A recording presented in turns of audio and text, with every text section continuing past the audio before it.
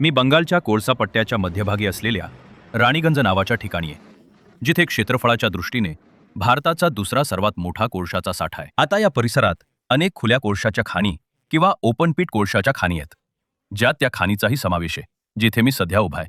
बंगाल विधानसभा निवडणुकीच्या पार्श्वभूमीवर टीएमसी आणि भाजपमध्ये कोळसा हा एक मोठा वादाचा मुद्दा राहिला आहे. 1777 साली पश्चिम बंगालच्या राणीगंजमध्ये कोळशाचे पहिले उत्पादन सुरू झाले आणि त्याच कोळशाने देशाच्या औद्योगिक क्रांतीची आग पेटवली. पण त्या काळ्या हिऱ्याची चमक राजकीय चक्रव्यूहात हरवून गेली. मग 2011 साल आले. जल, जंगल, जमीन नष्ट करण्यासोबतच खोका बाबूच्या कुटुंबाने कोळशाच्या तस्करीलाही आपला कौटुंबिक व्यवसाय म्हणून विकसित केले. बेनामी खाणींमधून भाजप पैसे कमावतो आणि तृणमूलला चोर म्हणतो. सर्व पापे नंदघोष. तृणमूलच्या नावावर टाकून भाजपचे बोस साधू बनलेत.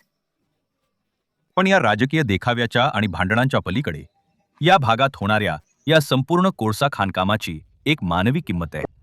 मी सध्या हरिशपूर नावाच्या गावात आहे आणि काही वर्षापूर्वी इथे एक मोठी घटना घडली होती, जिथे या गावातील अनेक घरांना तडे गेले. आता याचा उल्लेख अनेक वृत्तपत्रातील लेखांमध्ये आणि दूरदर्शनवरील कव्हरेजमध्ये झाला आहे. आणि आज जेव्हा मी इथे आहे, तेव्हा ज्या दिवशी ही घटना घडली होती तेव्हापासून ते तसेच उभे आहे. आता जर तुम्ही या घराकडे पाहिले तर त्याला मोठे तडे गेलेले आहेत. ते राहण्यायोग्य नाही. आणि या गावात असे बरेच जण आहेत जे आम्हाला सांगतात की इतर घरांनाही असेच तडे गेले आहेत. तर मी आता या गृहस्थासोबत हरिशपूर गावात चालत आहे, जे म्हणत आहेत की त्यांना आम्हाला त्यांचं घर दाखवायचं आहे आणि काय झालं आहे ते सांगायचं आहे. दादा दाखवा. किती तडा गेलाय. हे सगळं तडकलं आहे आणि हे घर पूर्ण खाली खचलं आहे. तर हे इथलं संपूर्ण गाव आहे. आणि जसं दादा आम्हाला आत्ताच सांगत होते की अनेक घरांना बरेच तडे गेलेत. जर मृण्मय तुम्हाला हे सुद्धा दाखवू शकला तर. भिंतीला अजून एक तडा. आणि मी तुम्हाला आणखी काही दृश्य दाखवण्यासाठी या घरात शिरत आहे. हे सगळं जसं की तुम्ही बघू शकता पूर्णपणे तडकलेलं आहे आणि खरं तर राहण्यायोग्य नाही. आणि या गावात फक्त एकच घर नाही, अशी अनेक घरं आहेत ज्यांना असं तडे गेले आहेत. मला सांगत होते की तुम्हाला मतदान करायचं नाहीये. असं का? मतदान द्यायचं नाहीये. कोणी आमची व्यवस्था करत नाहीये. तुम्ही तर बघतच आहात घराची काय अवस्था आहे. जे घर माणसाच्या राहण्यालायक नाहीये ते सगळे सोडून निघून गेले. काय करणार? आता इतके नेते आहेत, सगळेजण म्हणतात की आम्ही मास्टर प्लॅन बनवत आहोत आणि सगळ्यांचं पुनर्वसन करू. तेच तर मी सांगत होतो. मास्टर प्लॅन तर 6 वर्षांपासून बनवत आहेत. काहीच व्यवस्था होत नाहीये. अशी टाळाटाळ करत चाललंय. कोणत्या नेत्यावर तुमचा जास्त विश्वास आहे? ना भाजप ना टीएमसी? बघा, आता सरकारमध्ये टीएमसी आहे. टीएमसीला तर 6 वर्ष पाहिलं. आता बघा, परत निवडणुका येणार आहेत. आता कोणता पक्ष येईल काही सांगता येत नाही. ना तृणमूल येईल ना भाजप येईल. काही सांगता येत नाही. तुमच्या मते कोणी यायला पाहिजे जेणेकरून तुमचा थोडा फायदा होईल? बघा, कोणताही पक्ष आला तरी परिस्थिती अशीच राहील. असं का म्हणत आहात? म्हणजे हीच 6 वर्षे जी आमची गेली आहेत. कोणताही पक्ष व्यवस्थेसाठी येऊन उभा राहत नाही. त्यामुळे असंच होणार. निवडणुकीची वेळ येत आहे. निवडणूक संपली की बस हरिशपूर तसंच राहतं.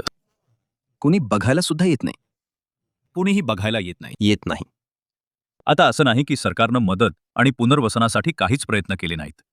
समस्या ही आहे की यातलं बरंच काही फक्त कागदावरच दिसतं. आता मी विजयनगर नावाच्या ठिकाणी आहे, जे एक असे क्षेत्र आहे जिथे भूस्खलनाने प्रभावित झालेल्या किंवा ज्यांच्या घरांना तडे गेले होते अशा अनेक लोकांचे पुनर्वसन केले जाणार होते. पण हे अक्षरशः एक ओसाड शहर आहे. मी या अर्धवट अपूर्ण इमारतींनी वेढलेला आहे, जिथे कोणीही राहत नाही. आणि या सर्व समूहांमध्ये अशीच परिस्थिती असल्याचं दिसते. आता करोडो रुपये खर्च झालेत आणि टीएमसी आणि भाजप या दोघांनीही, जे केंद्र आणि राज्य सरकार आहेत तुम्हाला माहित आहे, या संपूर्ण प्रयत्नाचा प्रचार केलाय की त्यांच्यामुळेच असे काहीतरी घडत आहे. प्रश्न हा आहे की जेव्हा असे प्रकल्प अर्धवट किंवा अपूर्ण राहतात तेव्हा काय होते? आता असे काही समूह आहेत जिथे लोक आहेत आणि मी त्यांच्याशी बोलणार आहे आणि त्यांच्याकडून जाणून घेणार आहे की ते इथे केव्हा आले आणि या अवशेषांमध्ये जर तुम्ही त्यांना तसे म्हणू शकत असाल तर ते आपले जीवन कसे जगत आहेत. बाहेर जसं काही काम होतं सगळं चालवून घेत होतो. आपली जागा आपलं स्वातंत्र्य असतं. जसं आपली जागा आपली आझादी असते. इथे आल्यावर काहीच आझादी नाहीये. शिवाय कामधंदा काहीच होत नाही. कोणाच्या घरी जेवण असतं तर कोणाच्या घरी नसतं. असंच सगळं चाललं आहे. आता तर निवडणूक येत आहे. खूप नेते लोक खूप वचनं देत आहेत. निवडणुकीत तर खूप काही बोलतात पण होत नाही. आता सध्या रस्त्याची अवस्था इतकी खराब आहे की काही बोलायलाच नको. कोणीही कुठेही टोटो उलटतो, बाईक उलटते, कोणी लहान मुलाला घेऊन पडतं. 3/5/2011 रोजी घटना घडली होती सर. ठीक आहे. रात्री पहाटे 3:45 वाजता आमची लहान मुलगी पुतणी धावत आली. काका बस एकदम खाली गेली. खाली बसच्या जागी खूप मी नुकसान झालं आहे सर. तर आम्ही पण सकाळी उठून धावत जाऊन पाहतो. बाप रे बाप, चारी बाजूंना धूरच धूर होत आहे. लहान मुलगी. हे झाल्यानंतर किती वर्षांनी तुम्ही इथे आलात बाबा? 3/5/2000 घटना घडली होती सर. आणि आम्हाला मिळालं 2022 मार्चमध्ये मिळालं. 10 वर्ष तुम्ही कसे राहत होता? सर कसे बसे तर तिथे जीवन जगत होतो ना. कोणाकोणाकडे तर घरच नव्हतं. सगळे झाडाखाली राहत होते. सर कोणी म्हणजे भाड्याने राहत होता. अशा प्रकारे आपलं जीवन जगत होतो. हे सांगा की मला दिसतंय की तुम्ही लोक तर या बाजूला थोडे वसलेले आहात. ही बाकीची घरं अशीच पडलेली आहेत. इकडे सुद्धा आम्ही बघत आहोत की पूर्ण झालेलं नाहीये. ही काय परिस्थिती आहे सगळी? याचं कारण हे आहे सर की बऱ्याच लोकांनी इथे येण्याचा विचार केला होता. पण जसं इथलं वातावरण आहे, हे वातावरण बघून त्यांना इथे यायचं नाहीये. आणि आम्हाला इथे शिफ्टिंग करण्याची खूप आश्वासनं दिली होती. खूप साऱ्या औपचारिकता पुरवण्याचं आश्वासन दिलं होतं. खूप साऱ्या सुविधा देण्याचं बोलले होते. पण त्यापैकी काहीच मिळालं नाही. आम्हाला फक्त उचलून इथे शिफ्ट करून दिलं आहे. खूप सोयीसुविधांपासून वंचित ठेवण्यात आलं. आणि इथे आल्यावर तर मी म्हणेन सर, आम्हाला अजूनच समस्या झाली आहे. असं का? कारण आम्ही जिथे होतो तिथे पाण्याची, विजेची खूप सोय होती. इथे आल्यानंतर पाण्याची तर खूप आधीपासूनच समस्या होती. आता ती काही प्रमाणात सुकली आहे. पण विजेची समस्या अजूनही आहे. सगळ्यांचं इलेक्ट्रिक बिल जास्त येत आहे. आम्ही ना पुढे जाऊ शकत आहोत ना मागे.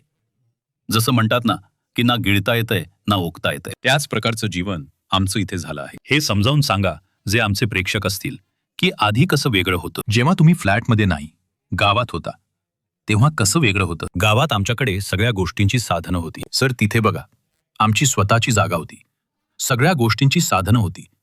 आणि इथे आल्यानंतर बघा, आम्हाला बाहेरून आणून इथे ठेवलंय. त्यामुळे इथले लोक सुद्धा विचार करतात की हे बाहेरचे लोक आहेत. आम्हाला कोणी किंमत देत नाही.